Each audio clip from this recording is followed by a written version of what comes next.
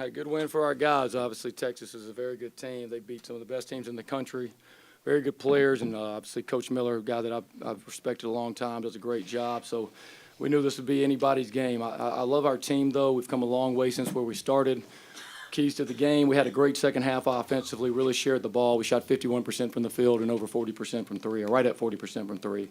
In the game, we wanted to hold them under 40%. They got to 41, but we had a great first half on defense. So close the game out. We knew it wasn't going to be easy in the last couple minutes of that game, but it was good to close it out, get out of here, and get another league win. Bucky, why were y'all you think y'all were so successful and able to execute so well in the second half? You know, we have some veteran guys out there, and I think the truth is, like, those, you guys in College Station have followed our team, that, all new guys, that they get better and better and better and better at knowing each other. And obviously, when you got all new guys, your play package is very small to start the season. And as we've gone and had more practice time, we've been able to get more stuff in that can help us in these moments and practice that. So we don't have one player on this team that has run a play that we ran last year.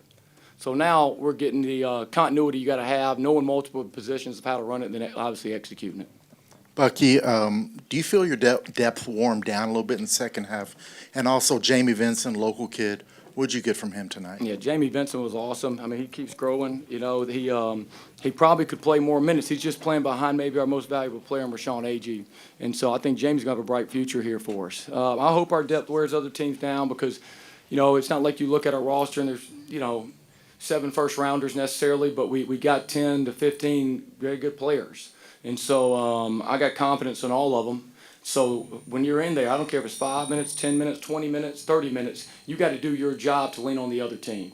And some of these guys that may have played seldom minutes, like, Josh Holloway played 10 minutes, 30 seconds, but maybe he came in the game and worked the other team's guard a little bit that allowed our fresh guys to come in there on a full tank, and I thought that helped us. Bucky, you guys did a great job attacking the help defense using backdoor cuts. What do you attribute that to? Is that a team thing? Yeah, we're just reading each other. We run flow offense, which is not play calls or scripted for the most part. It's just reading off each other, primarily ball screens with off-ball actions. And so when you run that, not a heavy play call team, you're not going to look great early in the year, but you're going to learn to play off each other more and more and more and more. They have an interesting defense because they have a great rim presence down there who's in drop coverage at the rim. So, they play that drop coverage and try to hug shooters, and it's a tough thing to play against. So we had to be precise. I do know that because they don't give you much. What did the hot start to second half from Ryland give for you guys, and just his performance in the second half overall? Well, we didn't. Sometimes we come out of half the first minute, it's like a warm up, and I said, hey, the start to the half is so important. We can't have a 4-minute warm up into the game. It starts now. Get yourself ready to go. Ryland's a Texas kid. He probably knows what this game's a game that he probably grew up watching, and obviously he played great in the game. Like you mentioned, the team growing into the playbook a little bit as it goes on. Do you feel like this is the best half-court offense game that y'all have had so far this season? We were good, particularly in the second half. We'd have some good first halves, and I mentioned this the other day. We lost at Tennessee, but even in the first overtime, we got the looks we wanted. You know what I'm saying? We had layups. We didn't convert them all. We didn't make every free throw, but that happens. What you can control is how you get in the shots you're supposed to get, and I think the right guys are taking the right shots at the right times for us. How does having a confident start in the second half, like from Ryland Griffin, kind of build confidence for the rest of the three-point shooters? Well, I think the thing with us is, we are totally bought into being us. Like, the last thing I wrote on the board is be us. Like, we're not going to come in here and, miss our first 7 threes and well, let's stop doing it. We're not going to come in here and give up a layup on the press and well, let's back it up and just sit inside. That's just not what we're going to do. We're going to be us, and we're going to live with it so we know that, we're confident in what we're doing. You know what I'm saying? And so we're going to have those runs. We're going to have those runs where someone comes out and gets hot, and we're going to have some where we're cold. But what's been the biggest difference, when we have been cold, we've been able to continue to try to get stop after stop after stop, where early in the season that wasn't happening. Obviously, the message was received with the win today, but what was the sentiment this week from the guys, and what did you see for them to allow them to be successful today this week? Well, I mentioned 3 things to having success usually, right? You want to get old, you want to get deep, and you want to have continuity. Now, this team had no continuity when we started, but we've gotten more and more and more because we played together longer. But we are old and we are deep. So when you're old, it's a joy to coach older players because it's not so much emotion. I don't have to give the win one for the Gipper speech in there. That's just not what it's about. You know what I'm saying? They're 25 years old, some of these guys, in college basketball.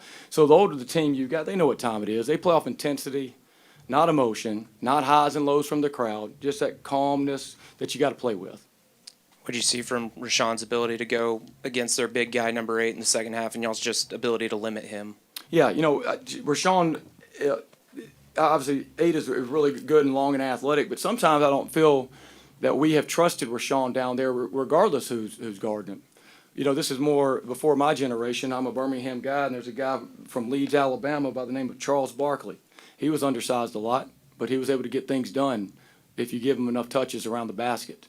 And so, we talked about that. We got to trust Rashawn down there that he can get to the line, he can finish over anybody because no one's proven that he can't do that. And no one's proven that they can stop him consistently just from getting to his spot. So we got to just trust him. Bucky, you talked about being more successful in the second half offensively. What changed at halftime from your perspective to kind of make that happen? I thought we came out fresh. Like Riley and some of those guys had a little bit of foul trouble, and we came out and those guys were able to rest a little bit.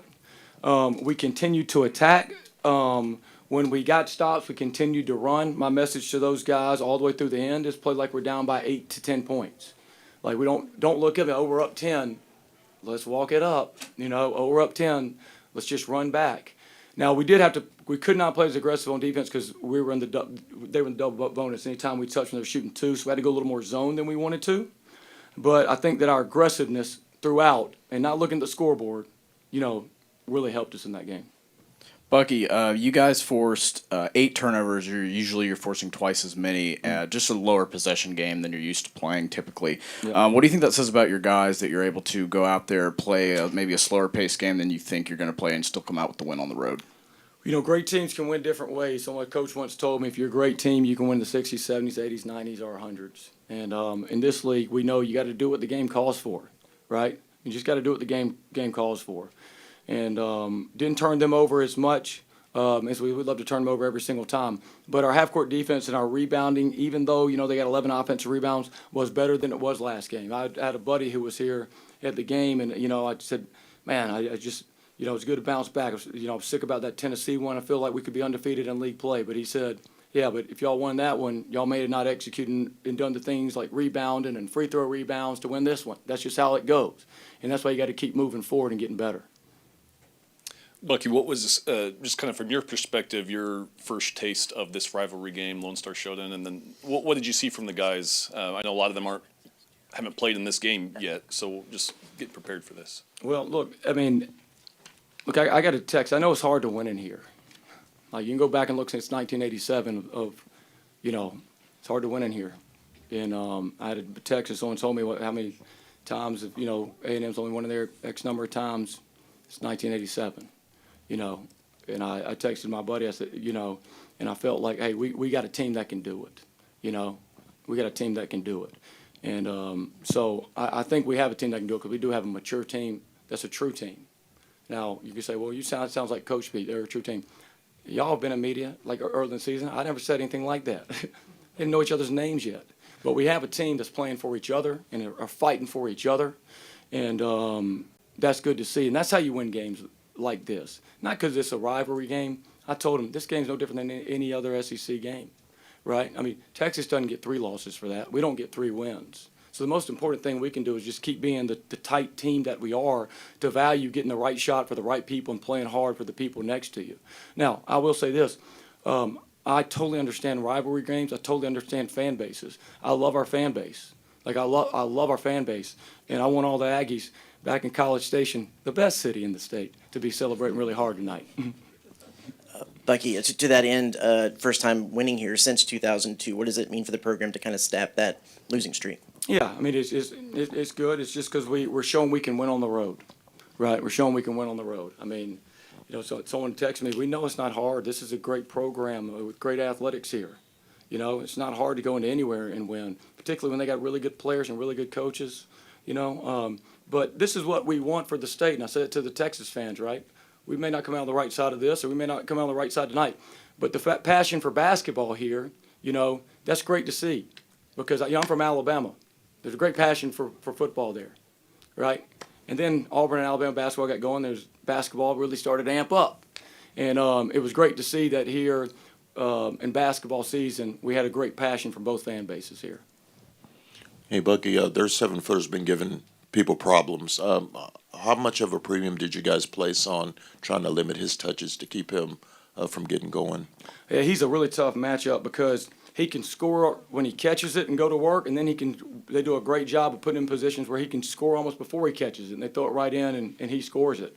We know we wouldn't just be able to just shut him completely down, but, we had to make his buckets hard on him, and we had to lean on him and be physical with him. Like, he's been a force in this league, and the thing that doesn't show up with him on the stat sheet is the impact that he has on the game defensively. And you look at their big wins, Alabama is as good of offense as anywhere, and he was a real presence forcing teams to take tough twos.